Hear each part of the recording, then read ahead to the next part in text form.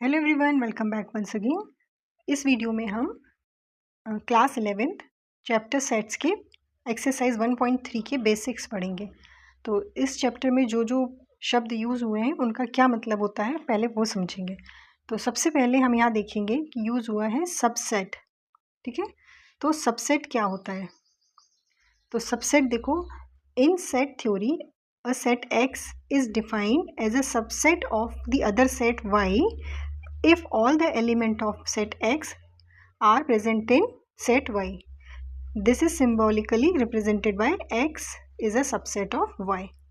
तो इसका मतलब क्या हुआ कि कोई भी सेट दूसरे सेट का सबसेट कब होगा? जब पहले सेट के सारे एलिमेंट दूसरे सेट में प्रेजेंट हो। फॉर एग्जाम्पल हम ले लेते हैं X, जिसके एलिमेंट हैं A, C, D। ठीक है, और दूसरा सेट है Y,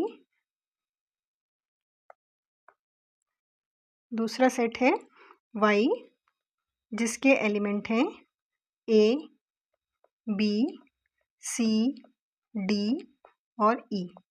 तो अब देखो, पहले सेट के सारे एलिमेंट अगर दूसरे सेट में प्रेजेंट होंगे तो ये पहला सेट दूसरे सेट का सबसेट होगा, और हम इसको कैसे लिख सकते हैं? X is a subset of Y।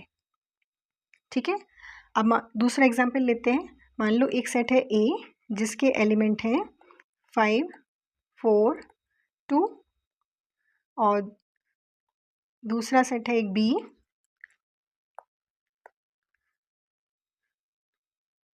जिसके एलिमेंट हैं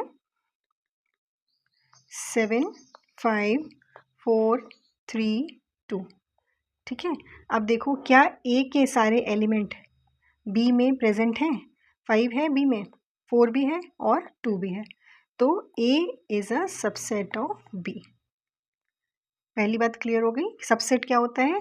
सबसेट होता है जब एक सेट के सारे एलिमेंट दूसरे सेट में प्रेजेंट हो तो वो सेट दूसरे बड़े सेट का सबसेट होता है। ठीक है, अब सेकंड चीज इसमें आएगी प्रॉपर सबसेट। तो प्रॉपर सबसेट क्या होता है? A set A is a proper subset of B if A is a subset of B and A is not equal to B। ठीक है, प्रॉपर सबसेट कब होता है? मान लो अगर एक सेट है A जो है 1, 2 और दूसरा सेट है B जो है 1, 2 और 3। ठीक है, तो यहाँ देखो A में जो एलिमेंट है 1, 2 वो B में प्रेजेंट है, लेकिन A B के इक्वल नहीं है। B में एक एलिमेंट 3 एक्स्ट्रा है, तो यहाँ पर A B का A is a proper subset of B। ठीक है, और क्या बताया है इसमें? In other words A is a proper subset of B if all elements of A are also in B but B contains at least one element that is not in A। तो यहाँ at least one element है 3 जो A में नहीं है, तो A B का proper subset होगा।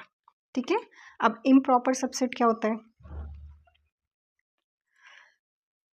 A set A is an improper subset of set B if A is a subset of B and A is equal to B। अभी ऊपर वाले में हमने क्या देखा था?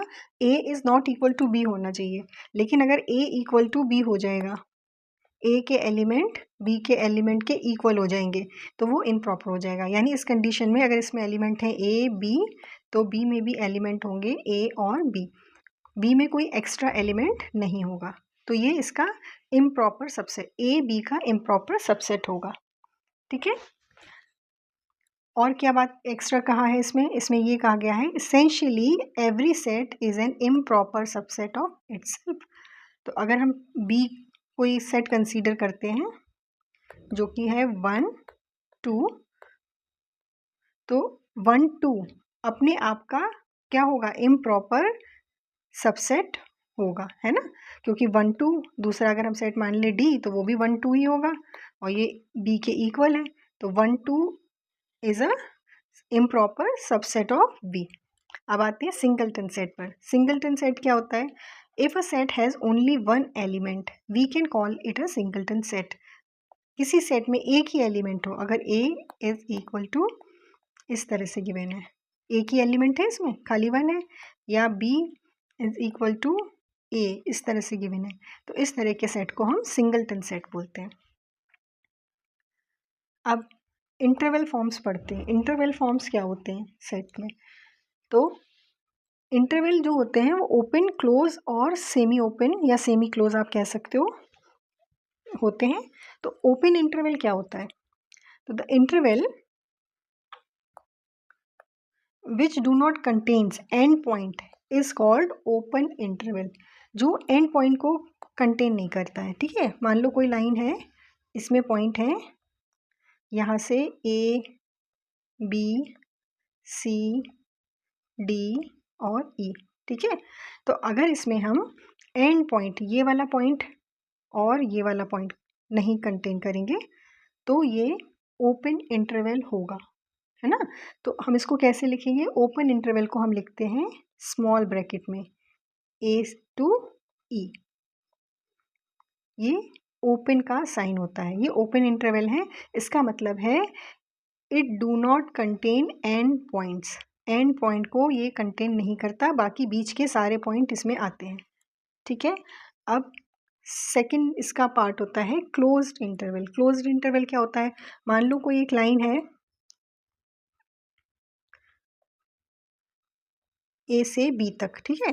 इसमें बहुत सारे पॉइंट हैं, मान लो A1 A2 A3 A4 A5 A6, ये सारे पॉइंट आ रहे हैं। अब क्लोज्ड इंटरवल में क्या होता है, ये कंटेन करता है एंड पॉइंट को भी, यानी ये ए और बी को भी कंटेन करता है, ठीक है। ये पॉइंट को भी कंटेन करेगा और इस पॉइंट को भी कंटेन करेगा। तो जब ये दोनों पॉइंट कंटेन करेगा तो हम इसको इस तरह से लिखते हैं ए बी, ठीक है। ओपन इंटरवल में हमने कौन सा ब्रैकेट लगाया था? ए बी, और इसमें कौन सा लगाया है? स्क्वायर ब्रैकेट ए बी, यानी ए और बी इसमें कंटेन होते हैं, ठीक है। अगर हमको इसको सेट बिल्डर फॉर्म में लिखना हो तो हम कैसे लिखेंगे? इसमें लिखेंगे हम एक्स जो है ए को ले रहा है अपने साथ में, तो ए के इक्वल होगा और बड़ा होगा, और बी भी इसमें है तो बी के इक्वल होगा और बी से छोटा होगा, यानी ये सारे पॉइंट आ गए, जितने भी पॉइंट थे यहाँ पर आ गए। ओपन इंटरवल में हम सेट बिल्डर फॉर्म में कैसे लिखेंगे? एक्स जो है वो ए से बड़ा होगा और ई से छोटा होगा। यहाँ पर ए और ई पॉइंट लिए थे ना हमने, अगर ए बी में ही लिखे, मान लो अगर हमने ए बी ही लाइन ली है तो ये कंटेन नहीं कर रहे हैं दो पॉइंट, बीच के सारे पॉइंट इसमें आ रहे हैं, तो हम इसको लिखेंगे ए से बड़ा होगा और बी से छोटा होगा। ये ओपन इंटरवल है और ये क्लोज इंटरवल है, ठीक है। अब थर्ड होता है semi open interval. Semi open interval क्या होता है?